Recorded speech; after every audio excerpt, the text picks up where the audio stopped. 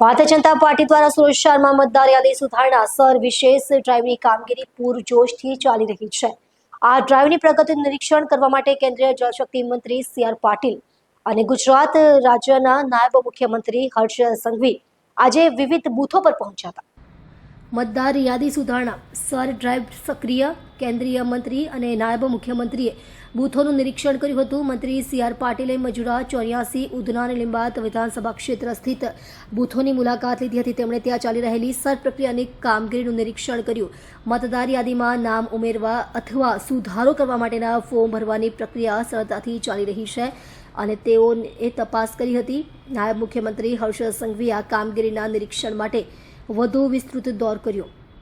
તેમણે ઉધના, કરંજ, 84, લીંબાયત, કતારગામ, વરાછા અને સુરત પશ્ચિમ વિધાનસભા ક્ષેત્ર સ્થિત બૂથોની મુલાકાત લીધી। દરેક બૂથ પર તેઓએ કાર્યકર્તાઓ અને જનતાની સાથે સંવાદ કરીને પ્રક્રિયાની અપડેટ લીધી હતી। આ દરમિયાન બંને નેતાઓએ જણાવ્યું હતું કે શહેરના દરેક બૂથ પર વધુમાં વધુ મતદારો સરનો ફોર્મ ભરી શકે તે માટે એક વ્યાપક જનજાગૃતિ અભિયાન ચલાવવામાં આવી રહ્યું છે। આ અભિયાન હેઠળ લોકોમાં ઉત્સાહ જોવા મળ્યો હતો। કામગીરી આયોજન કરવાની છે પૈકી ગુજરાતમાં હમણાં એની શરૂઆત થઈ છે। બીએલઓ દ્વારા ડોર ટુ ડોર સંપર્ક કરીને પણ જે રીતે મહેનત કરીને મતદાર યાદીને સ્વચ્છ કરવા માટે એને અપડેટ કરવા માટે જે મૃત્યુ પામેલા મતદારો છે એમના નામ પણ કમી થાય, જે બોગસ મતદારો છે એના નામ પણ કમી થાય અને જે ડુપ્લિકેટ મતદારો છે કે જેમના એકથી વધુ જગ્યાએ પોતાના મતદાર યાદીમાં નામ છે, કેટલાક ભૂલમાં હશે, કેટલાક ઇરાદાપૂર્વકના હશે, આ તમામના નામો કમી થાય એના માટે બીએલઓ અધિકારીઓ અને કાર્યકર્તાઓ જે મહેનત કરી રહ્યા છે એમને હું ખૂબ ખૂબ અભિનંદન આપું છું। ખૂબ વિકટ પરિસ્થિતિમાં ટેકનિકલ એરર પણ ઘણીવાર આવવાને કારણે પણ ત્યારે મતદાર દિવસના કદાચ કામ પર ગયો હોય એના કારણે મળતો ના હોય, કદાચ એને અણસમજને કારણે એની પાસે પુરાવા મેળવવામાં પણ એમને મુશ્કેલી પડતી હોય, છતાં એ ખંત સાથે જે મહેનત કરી રહ્યા છે એવા બીએલઓને ફરીથી ખૂબ ખૂબ અભિનંદન આપું છું। અને આજ દિન સુધીમાં જે કામગીરી થઈ છે સંતોષકારક કામગીરી છે। આમાં કોઈ મતદાર વધારવા કે મતદાર કાપી નાખવાની કોઈ યોજના નથી, પરંતુ જે ખરેખર મતદારો છે એમના જે નામ મતદાર યાદીમાં રહે એના માટેનો આ પ્રયત્ન ઇલેક્શન કમિશનર દ્વારા જે કરવામાં આવી રહ્યો છે એના કારણે ભવિષ્યમાં પણ કેન્દ્ર સરકારની કે રાજ્ય સરકારની જે યોજનાઓ છે એમાં પણ લાભાર્થીઓના નંબર ઓછા થશે।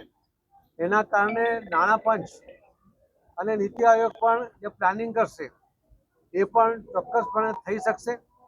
આજે ખૂબ મોટા પ્રમાણમાં વસ્તી હોવાને કારણે, બતાવતા હોવાને કારણે, એકથી વધુ જગ્યાએ નામ હોવાને કારણે બિનજરૂરી મલ્ટિપલ સંખ્યામાં મતદારો દેખાય છે ને એના કારણે એમની જે ગણતરીઓ હોય છે ખોટી પડે છે, પરંતુ આમાં ચોક્કસપણે જે પ્લાનિંગ કરી શકશે એનો ખૂબ મોટો ફાયદો દેશને ઉન્નતિના શિખરે લઈ જવા માટેનો માનનીય પ્રધાનમંત્રી શ્રી નરેન્દ્ર મોદી સાહેબનો જે પ્રયત્ન છે એ પ્રયત્ન સફળ થશે એવો મને વિશ્વાસ છે।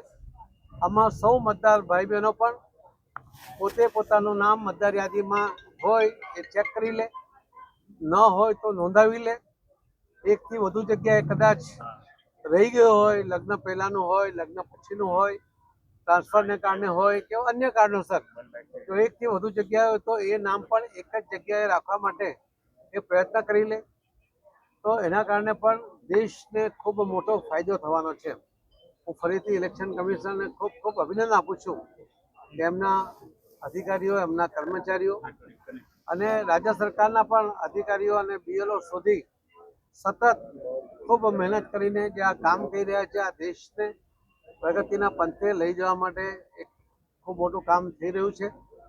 સૌ કાર્યકર્તાઓને પણ અભિનંદન આપું છું કે એ પણ બીએલઓ સાથે રહીને એમને પૂરક બનવાનો પ્રયત્ન કરે છે, એમને મદદ કરવાનો પ્રયત્ન કરે છે, કેમ કે આ એક દેશ હિતનું કામ છે અને એ દેશ હિતનું કામ દરેકે કરવું જ જોઈએ એવો મારો ફરી બધાને વિનંતી પણ છે, આગ્રહ પણ છે। ખૂબ ખૂબ ધન્યવાદ।